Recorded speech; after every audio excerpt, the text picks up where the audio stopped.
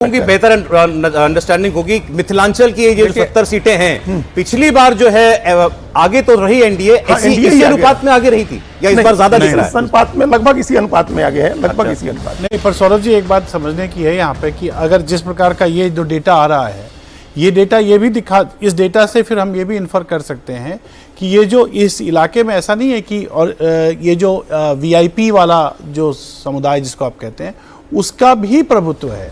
और अगर ये डेटा बावजूद है महागठबंधन में, अगर ये डेटा है तो ये डेटा है तो फिर वो जैसा मैंने कहा कि वीआईपी का लोड या ओवरलोड, मुकेश सहनी का जोर इसी बेल्ट पे चलता है ज्यादा। ये वो जो चल सकता था अगर चल रहा होता। बोराम की सीट जो है, इनके भाई वाली सीट जो है उसी इलाके में आती है और यहीं इनके भाई बैठे बीच चुनाव में। मिथिला जो है ना, नहीं सुनिए, मिथिला को आप दूसरे नहीं सुनिए, मिथिला जो है, एक सेकंड, मिथिला जो है भारत की सभ्यता, संस्कृति, अध्यात्म और धर्म के भारत का एक प्रमुख केंद्र है।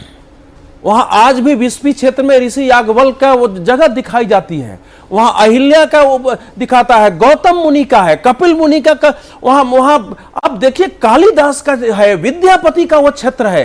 आप शंकराचार्य जो है मंडन मिश्र से शास्त्रार्थ करने गए, आप क्या उस क्षेत्र को केवल जाति के आधार पर गिनते हैं? तो फिर तो हिंदुत्व पूरा असफल है। नेपाल के जनक, उन्होंने कह तो दिया जाति और धर्म दोनों। नहीं, नेपाल से लगा हुआ जो राजा जनक के दूसरे भाई थे, उनका राज उसी क्षेत्र में था जो जनक का और याज्ञवल्क्य का संवाद आता है। माता जानकी का मंदिर बन रहा है, माता जानकी का मंदिर बन रहा है, उसका भी प्रभाव है। उस क्षेत्र के जो एक सामूहिक मनोविज्ञान परिवर्तित हुआ है पिछले 10 सालों में, उसको निकाल करके आप केवल ये कहेंगे कि ये जाति है, गिन लो। नहीं, मैं आपको अपना प्रयास बता देता हूं क्या, इसलिए मैंने आपसे वो पूछा था कि पिछली बार इस रीजन में कितना कैसा परफॉर्म किया। हमें तो ये पता लगाना है ना कि पिछली बार की तुलना में इस बार कहां हवा जा रही है, तो लगभग वैसा ही है जैसा दर्शकों की दृष्टि से देखिए क्षेत्रों के, आप देखिए बिहार को एक दूसरे रूप में देखिए। जब मगध भारत का केंद्र था तो भारत पूरा सुगठित था, तो वहां से जो नहीं एक चरित्र भी तो है ना क्षेत्र का। आप अलग अलग क्षेत्रों में जाएंगे तो लोगों के अंदर एक स्वाभिमान की भावना होती है। कह रहा हूं वो चरित्र क्या बदला या नहीं बदला ये जानना है। हाँ, तो आप अगर बताएंगे ही नहीं सब जाति हो छोटी छोटी, तो कैसे होगा? प्रदीप जी नहीं, अब चले गए। नहीं, प्रदीप की बात नहीं, हम आपस में चर्चा कर रहे हैं। तो वो चीजें मिथिला में अभी भी जाएंगे ना तो वहां के महिलाओं से आप सहमत हैं इस आंकड़े से? आपकी अपनी रिपोर्ट के मुताबिक आंकड़ा मतलब 5-10 आगे पीछे बाय एंड लार्ज सही है, सहमत है यहाँ पे से? बिल्कुल सही। तो प्रदीप जी फिर तो अगर और ये क्या ट्रेंड बाकी रीजन्स में भी रहेगा? हर रीजन की अपनी एक तासीर होती है, सीमांचल में अलग रीजन की तासीर के अलावा जो है सोशल कॉम्बिनेशन भी होता है, पार्टी का असर, ऑर्गेनाइजेशन भी होता है और कैंडिडेट का भी असर होता है।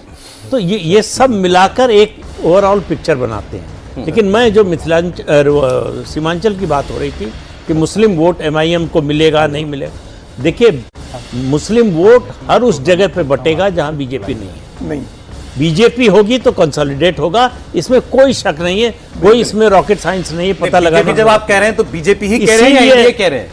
नहीं, बीजेपी कह रहे हैं। अच्छा, नीतीश कुमार के नाम पर थोड़ा मुसलमान जो है आरजेडी जितना नहीं कभी आएगा, लेकिन थोड़ा बहुत आता है। हॉस्टाइल नहीं रहता है, हॉस्टाइल नहीं रहता है कि इनको हराना है। जेडीयू ने बीजेपी के मामले में होता है कि इनको हराना है किसी भी।